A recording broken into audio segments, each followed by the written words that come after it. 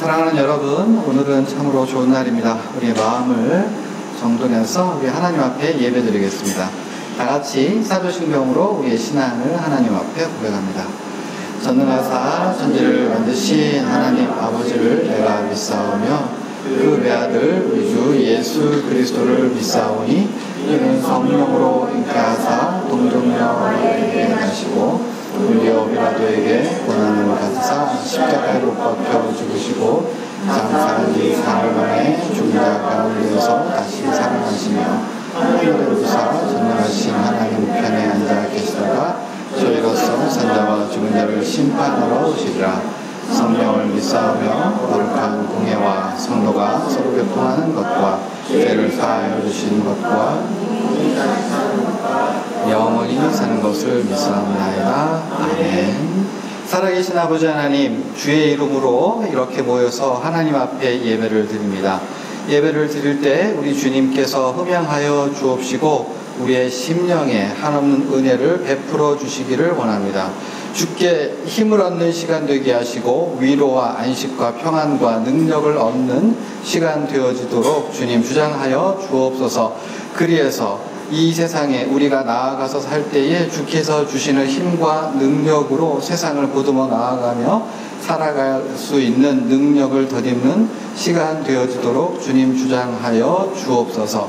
시종일관 주님께 의탁드리며 살아계신 예수님의 이름 받들어 기도하옵나이다. 아멘. 찬양하겠습니다.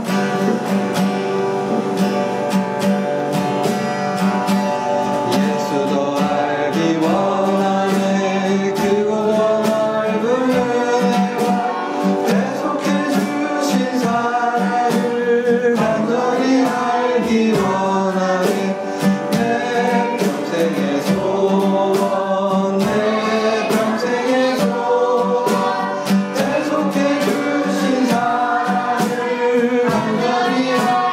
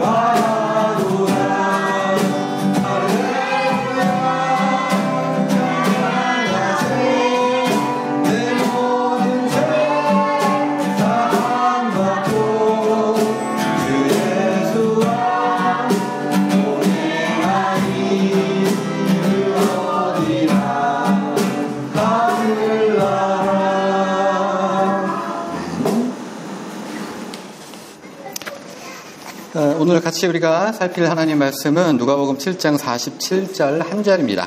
이러므로 내가 네게 이르노니 그의 많은 죄가 사하여졌도다. 이는 그의 사랑함이 많음이라. 사함을 받은 일이 적은 자는 적게 사랑하느니라. 아멘. 오늘 본문에는 바리새인이 나오는데요. 바리새인은 두 가지 일에 힘을 썼습니다. 첫 번째는 율법을 지키는데 마음과 정성을 다해서 열심히 살았고, 두 번째로는 유대 민족, 그러니까 애국심이 굉장히 투철했습니다. 그러니까 우리식으로 하면 애국지사였던 거고 독립운동가라고 할 수 있어요. 그러니까 백성들의 입장에서는 이 바리새인들은 굉장히 훌륭한 사람들이었던 거고요. 많은 사람들이 바리새인들을 존경해 마지 않았고, 그리고 바리새인 스스로도 자기 자신에 대한 자부심이 있어요. 그만큼 열심히 살았고요. 나는 하나님 앞에서 특별해, 다른 사람보다 양심적이야, 그런 자부심을 가지고 있었고, 그렇게 자부심이 있고 사람들에게 존경받는 바리새인들 중에 시몬이라고 하는 사람이 예수님께 밥 한 끼 하자고 초대했습니다. 예수님, 제가 음식을 좀 대접하겠으니 와서 식사 좀 하시죠. Why not? 안 될 이유가 뭐가 있겠어? 예수님께서는 흔쾌히 이제 응하셨고, 그래, 밥 한 끼 하자 하심으로써 시몬이라고 하는 바리새인 집에 가서 밥상을 받으셨어요. 당시에 식사를 어떻게 했느냐, 이렇게 이제 그림에 보이시죠?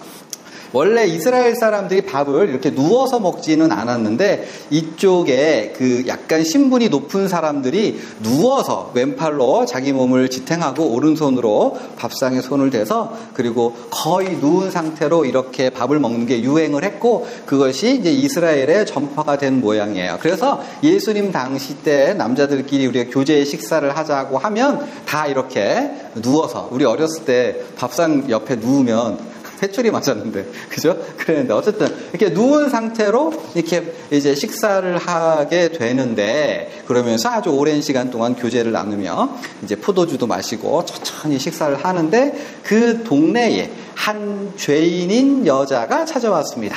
여기서 두 가지 표현, 그 동네에, 그리고 죄인인 여자라고 표현됐으니 동네에 살고 있는 여자인데 죄인이다라고 하면, 지금 우리식으로 말하면 큰 질병에 걸린 것처럼, 전염병에 걸린 것처럼 몹쓸 여자로 두 가지를 합친 거예요. 그러니까 전염병에 걸린 거, 그리고 우리 동네의 성범죄자, 즉 발찌를 차고 있는 성범죄자와 그 사람이 몹쓸 전염병에 걸렸을 때 우리가 그 사람을 대하는 태도 있죠.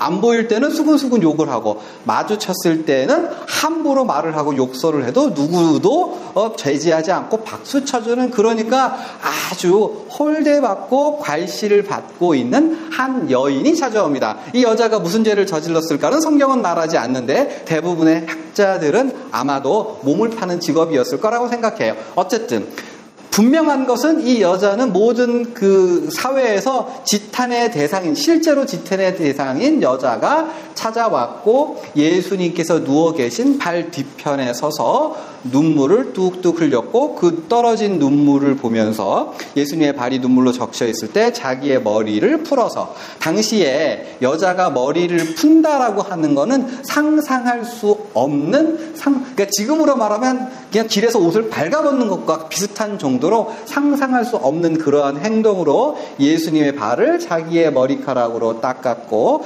그리고 그 발에 입을 맞추었고, 그리고 값비싼 향유를 발에다 부었습니다.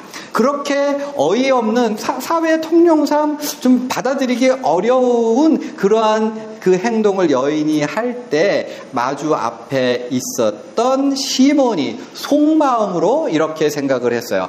아, 예수님이 진짜 능력이 있고 진짜 선지자라면 이 여자가 어떠한 여자인지를 알고, 즉 죄인인 거를 알고 그 여자가 자기의 몸을 만지게 허락하지 않을 텐데 라고 생각을 했던 거죠. 뭐 지극히 당연한 거죠. 왜냐하면 죄인, 그리고 질병 같은 것들은 이렇게 접촉을 하면 옮긴다라고 사람들은 생각하기 때문이죠.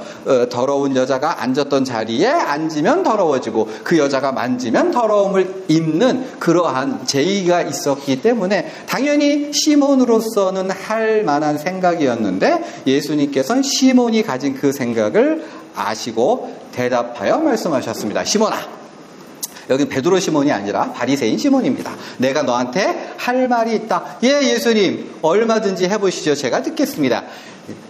그래서 예수님께서 한 이야기를 들려주시는데, 돈 빌려주는 사람이 있는데, 그 돈 빌려주는 사람이 한 사람에게는 500만 원을 빌려줬고 다른 한 사람에게는 5천만 원을 빌려줬어. 그러다가 이 두 사람의 상황이 안 좋은 걸 보고, 딱한 상황을 보고 두 사람의 빚을 둘 다 탕감해 주었어. 그러면 500만 원 빌린 사람과 5천만 원 빌린 사람들 중에, 그 둘 중에 누가 더 돈 빌려주는 사람을 사랑하겠느냐?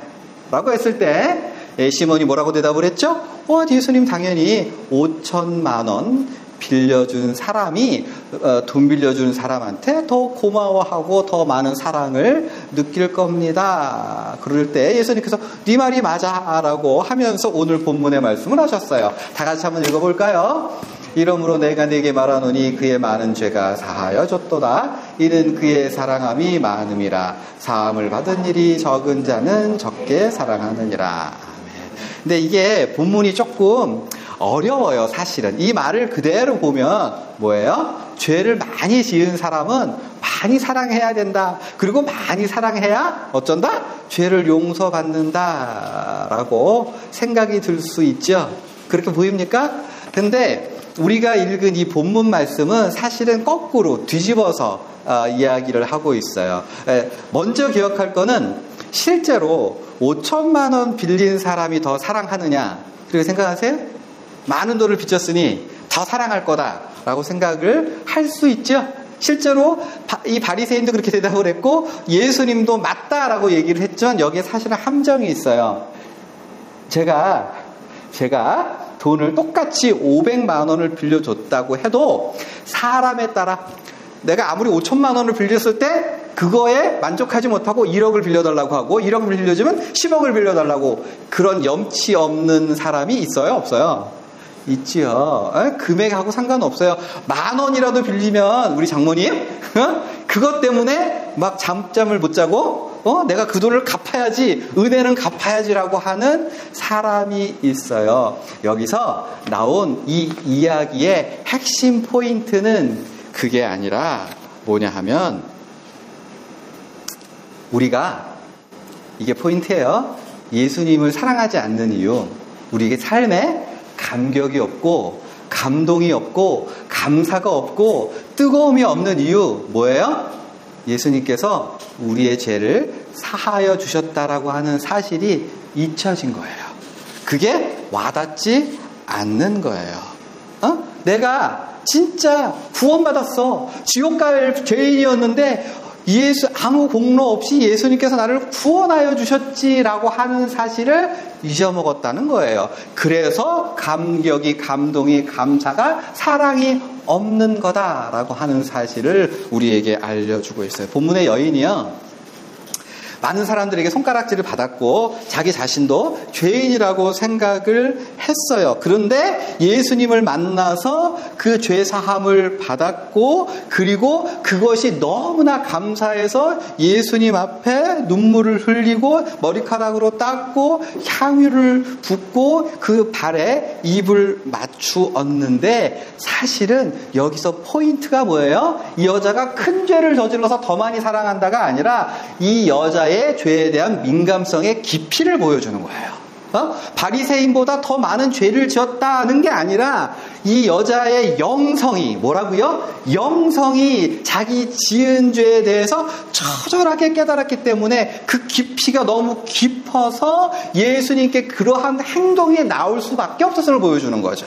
그러니까 이 여인이 보여준 기독교의 영성은 뭐예요? 사람들이 막 박수 쳐주고 우와 진짜 훌륭하십니다 라고 하는 고교라고 고매한 인격이 되는 게 아니라, 기독교 영성은 깊이 내려가는 거예요. 내가 얼마만큼 형편없는 사람이었고 죽어 마땅한 사람이었고 하나님 보시기에 벌레만도 못한 존재라고 하는 뼈에 사무치는 깨달음, 그게 뭐라고요? 기독교 영성인 거죠. 기독교 영성은 드러나는 게 아니라 자기 내적으로 어떻게 침잠해 가는 거예요. 내가 어떤 사람인가에 대한 처절한 깨달음이 바로 기독교적인 영성이라고 하는 거죠. 올라가는 영성 아니고 어디로? 자기 속으로 들어가는 영성. 올라가는 영성 아니고 내려가는 영성. 그래서 이 여인이 바리새인보다 더 많은 죄를 지어서 살아겠다가 아니라 자기 죄에 대해서 누구보다 깊이 깨달았다. 마땅히 바리새인은 그거를 배웠어야 하는데, 반면에 바리새인이 뭐예요? 남도 자기를 죄인이라고 생각 안 하고 자기도 나도 죄인 아니지 라고 했는데, 하나님 보시기에 그러면 바리새인은 그래 너는 좀 훌륭한 죄인이지, 좀 나은 죄인이지 라고 판단을 했느냐? 아니요. 모든 사람이 뭐를 범했음에? 죄를 범하였으며 하나님의 영광에 이르지 못하더니. 좀 깨끗한 바퀴벌레 있고 더러운 바퀴벌레 있어요? 그렇지 않아요. 마땅히 죽어 마땅한 바퀴벌레는 본질적으로 다 똑같은 거죠. 하나님 앞에 자신이 죄인임을 알지 못하는 죄인은 마땅히 지옥에 갈 죄인. 사람 보기에는 천차만별일지 몰라도 하나님 보시기엔 죽어 마땅한 죄인이라고 하는 사실은 똑같아요. 물론 도둑질하고 사기 안 치고 사람 안 죽이고 애국자일 수는 있지만 그 마음에 허영, 하나님 앞에 나는 죄인이 아닙니다라고 하는 교만, 이것이야말로 하나님 앞에 용서받을 수 없는 죄인이 되었고, 그렇게 용서받을 필요가 없다라고 자기 자신을 드러내는 순간 하나님 보시기에는 가장 큰 죄인일 수밖에 없는 거죠. 자기 죄를 깨달아 죄인에서 의롭게 된 구원받은 사람이 있고, 아무리 훌륭하고 수많은 사람을 위해서 자기 목숨을 바쳤더라도 내가 사람 앞에 하나님 앞에 죄인이 아닙니다라고 고개를 뻣뻣이 내딛는 순간 가장 죽어 마땅할 마귀와 별로 차이가 없는 죄인 되겠습니다. 그래서 오늘 본문 무슨 얘기하는 거예요? 이 여인이 죄 많이 지었지만 구원받았다라고 하는 얘기하는 게 아니라 나는 죄 없다라고 생각하는 모든 사람이야말로 가장 용서받을 수 없는 죄인이다라고 질책하는 내용 되겠습니다. 그런 면에서 이제 설교를 정리하는데요. 사랑하는 여러분, 다시 돌아와서 우리 삶에 감사가 별로 없고 감격이 별로 없고 예수님을 생각해도 뭐 찡하는 게 없고, 나는 진짜 잘 살고 있는데 세상이 안 도와주네, 남편이 안 도와주네, 와이프가 안 도와주네, 부모가, 자식이, 선생님이, 이웃이, 사회가 안 도와주네라고 화살이 막 밖으로 나가는 순간 그 사람은 오늘 본문에 누구랑 비슷해요? 바리새인과 비슷한 거죠. 네가 원래 소망 없이 죽어야 할 죄인임에도 불구하고 아무 공로 없어도 예수님께서 우리를 위해 죽으시고 그래서 우리로 하여금 값없이 의롭다 하심을 죽으신 사실에 그것을 잊어버린 것이 아니냐라고 하는. 사도 바울은요, 그 사람은 자기가 믿기 전에 지었던 죄를 평생 어떻게 짊어지고 살았어요. 내가 과거에 잘못했지를 완전히 끌어버리고 그때 나는 내가 아니다라고 생각하지 아니하고 그 죄를요 자기가 짊어졌어요. 내가 이전에 예수 믿는 사람들 핍박했어, 교회를 박해하고 나쁜 일을 많이 했어 라고 하는 사실, 물론 예수님께 용서받았지. 근데 그게 없는 걸로 만든 게 아니라 내가 과연 예전에 그렇게 살았기 때문에 난 진짜 열심히 살아야 돼, 더 봉사해야 돼, 더 헌신해야 돼, 내가 아무리 핍박을 받아도 옛날에 잘못한 게 있으니까 더 헌신할 수 있어 라고 하는, 그러니까 과거의 제약이 뭐가 됐다? 삶의 에너지가 됐다. 뭐가 됐다? 에너지가 됐다. 내가 남편으로 와이프 고생시켰어, 돈도 안 벌어, 구박하고 신경질 내고 지르고 했어. 그럼 내가 옛날에 그렇게 사는 거를 어떻게 해야 돼요? 나는 그때 내가 몰라서 그랬어라고 끊는 게 아니라 그걸 짊어지고 이제는 어떻게 해야 돼요? 에너지가 돼서 발을 씻겨줘야지. 그래 고생했으니까, 그죠? 그래 내가 아버지 노릇을 못했고 아들을 노릇을 못했고 마음을 아프게 했고 슬프게 했고 힘들게 했고, 그러한 것이 있었다면 그리스도인들은 밀양에 나오는 그 아저씨처럼 할 것이 아니라 그거를, 잘못을, 범죄를 짊어지고 너의 삶의 에너지가 되게 하거라.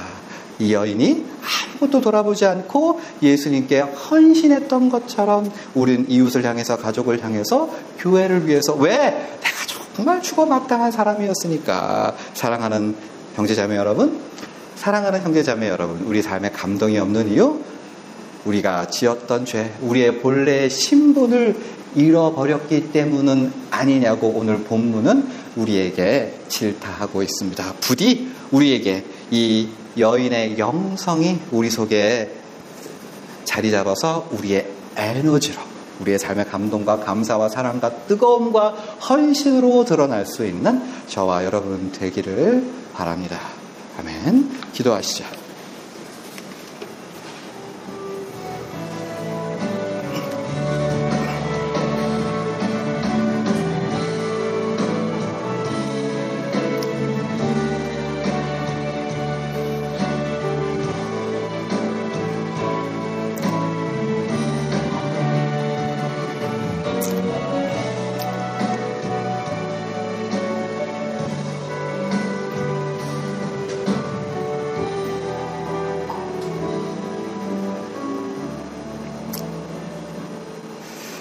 아버지, 죽어 마땅한 죄인 우리 예수님을 믿어서 천국 소망 가지고 살게 하셨으니 참으로 감사합니다. 구원받은 그 한 가지 사실, 죄인인 우리를 위해 죽으시고 우리를 천국 백성으로 삼아주심이 우리의 삶의 원동력, 원천, 능력, 사랑, 희생으로 사라지도록 주님 주장하여 주옵소서. 감사드리며 살아계신 예수님 이름 받들어 기도하옵나이다. 아멘. 하늘에 계신 우리 아버지여, 이름이 거룩히 여김을 받으시오며 나라가 임하시오며 뜻이 하늘에서 이루어진 것 같이 땅에서도 이루어지이다.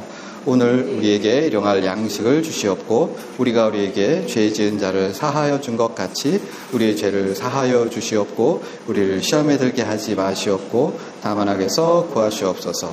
나라와 권세와 영광이 아버지께 영원히 있사옵나이다. 아멘.